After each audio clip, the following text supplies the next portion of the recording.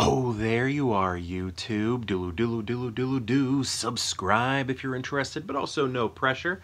Hey, it is another December day. It is time for us to head to the Christmas movie advent calendar to find out what holiday feature we will be watching today. So let's go ahead to the calendar. Love those. Alrighty, December 11. December 11, what do we got? We're gonna watch Love Actually. Love Actually, which is actually in theaters this year. I don't know if it's for an anniversary or something, but it's back in theaters. But we'll be watching it at home. If you look for it, I've got a sneaky feeling you'll find that love actually is all around.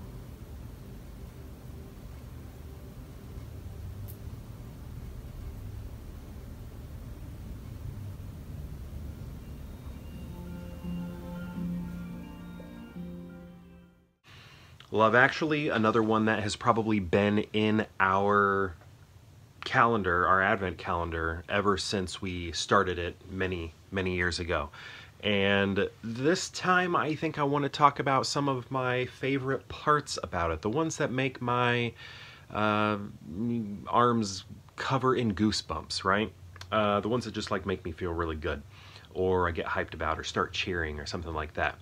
And the first one that I can think of actually comes from my wife. My wife pointed this out to me. Like, it's something obviously you would notice when you're watching the movie, but I feel like it became extra beautiful to me when she sort of like reflected on it as her favorite moment in the movie. And she likes a lot of stuff like this. And it's when Andrew Lincoln, we all know him from The Walking Dead, when he kind of gets like, not confronted, but figured out that he's in love with Keira Knightley, and when she's like looking for the tape of the wedding, and he sort of like leaves her, right? He's like, I gotta go, and then he's like kind of pacing back and forth, not realizing like, what do I do? I just like screwed up this situation. I can't believe she knows I love her. And we slowly hear, we calmly hear, quietly hear Dido playing one of her songs, singing one of her songs, and then it's like very soft, and the beat is very quiet, but then it sort of like hits and picks up, and the beat drops, and her vocals get better or stronger and everything.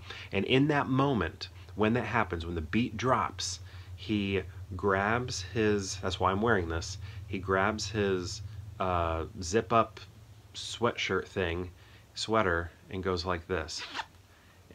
And I mean, I'm doing a terrible job of it. What he does is so much better, you know, he's acting and everything, and he, like, the zip, the head up and head down, and then he starts walking. And my wife is right, it's just an amazing part, and we always rewind it. We watch it, and then as it's, you know, playing, and then we rewind and watch it a few more times. And each time it was just like amazing, and I got goosebumps afterwards. Like, it's not just during that first viewing. Even just rewinding it automatically, it's just as intense and amazing the second time around. So I really love that part. Another part I love is Hugh Grant going up against the United States and just like dominating Billy Bob Thornton, who's the president of the USA.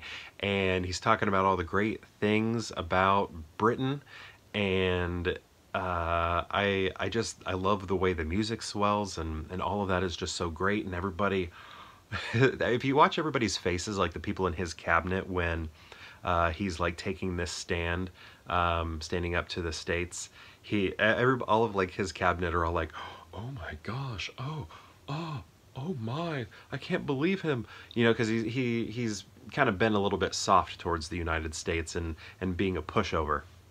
But then he like stands tall and talks about all the great things of Britain, and I just love that moment, and I'm just like cheering, and I'm like, oh, I love this part so much, it's so good. Another scene that I love is Colin. So Colin, he's the one that has a big knob. That guy. When he comes to America, because he's like, I can't get any chicks out here in the UK. I need to go to the United States, where they're going to fall in love with my accent. They're all going to think I'm like Harry Windsor, you know, Prince Harry. And he goes out there, and it's funny because this is like where the movie really gets like silly, but I think it's fun. Every American girl is just like falling for him. They are in love with him and think he's the cutest thing ever. And there's that scene where we see him go to the apartment with all of the girls that he met at the bar, and then I think maybe the camera tilts up and then you see their silhouettes all backlit in bed together, getting ready to sleep together. And I don't know why, like, I think it's the music maybe. If I could, if I would, wherever you will go. I don't know, whenever that music is going and we're seeing that silhouette, and it's, I don't know, I just love that scene too. It just like makes me want to cheer. I think this movie has great musical moments. It also has a great score. I love the score. When the kid at the end is at the airport chasing, you know, the love of his life so that he can say goodbye to her as she goes to America. The way the score works during that scene is just wonderful and amazing. And there's a moment where he looks at the TV and he sees Bill Nye playing guitar, and then the score takes on the guitar as well while that's playing. It's such a great scene. I just love this movie. I don't know why people don't like it unless they are like offended by parts of it, I guess. But I still don't get it, because if you look at the context of what, you know, a lot of those jokes are in, those jokes are telling you what's happening in the scene is bad, right? And then, you know, like, I think a lot of people have issues with Andrew Lincoln, but I feel like if we look at the bigger picture, it's like, yeah, you know, men can be intimidating and creepy and, you know, stalkery, but look at the rest of the movie and how Andrew Lincoln's character has been presented, and we know he's an innocent, you know, like all of that. If you look at the rest of the image, I don't know, I guess I don't have as big of a problem with it. It does feel like more like high school behavior, to be that obsessed with somebody to where you're filming only them during their wedding when your job is to film the entire wedding. But I don't know, I guess I still get it, but it's like he's having, it's like I don't know, I guess he's acting like a teenager, but I don't know. And then, yeah, there are a lot of like jokes at other people's expenses, but I feel like the bigger picture is the movie's telling you those jokes aren't appropriate. Whoa, I just washed out right there. I don't know. But anyway, I'm a big fan of this movie. Really love the music in it and the score and the stories, the actors. It's all good. And also, Emma Thompson. Man, I love Emma Thompson so much. Man, I wish I could have gotten to know her. I wish she and I were like the same age and like met in college or something. I just wonder if she would love me. I love Emma Thompson so much. Anyway, thank you so much for... Actually, we're not even done because we have other advent calendars to get to. So let's go check those out. We got the chocolate ones, we got the Reese's one, and we got the cheese one. So let's go see those.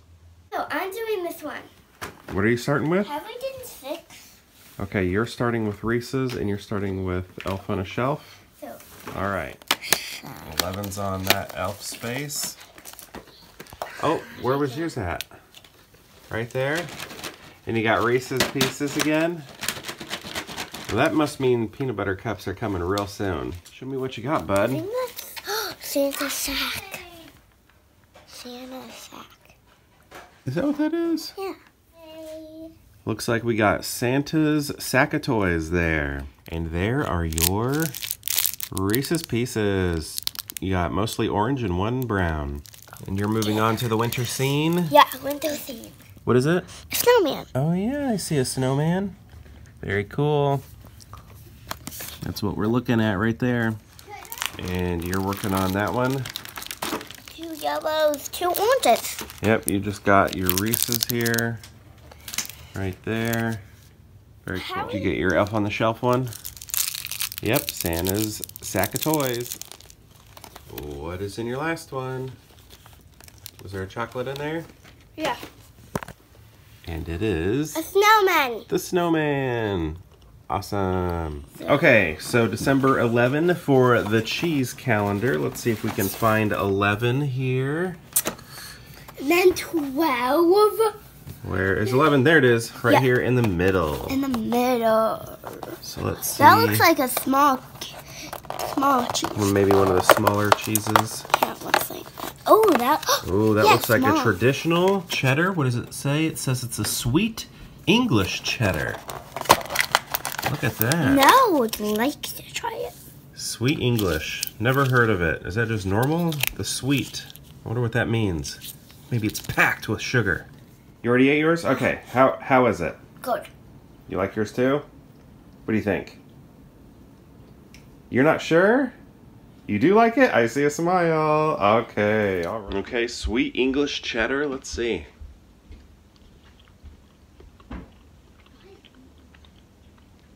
So far, it's just tasting like a really good regular cheddar. It really does. Maybe my palate is not developed enough to catch the differences between this and a normal cheddar, but I do really like it. It's waking me up. Gets me right here and here. Very good. Thank you so much for spending your time with us today. Looking at those advent calendars, looking at those movie titles, looking at the chocolates and the Reese's and the cheeses. It's very much appreciated, and perhaps we'll see you tomorrow for more Pure Hangout.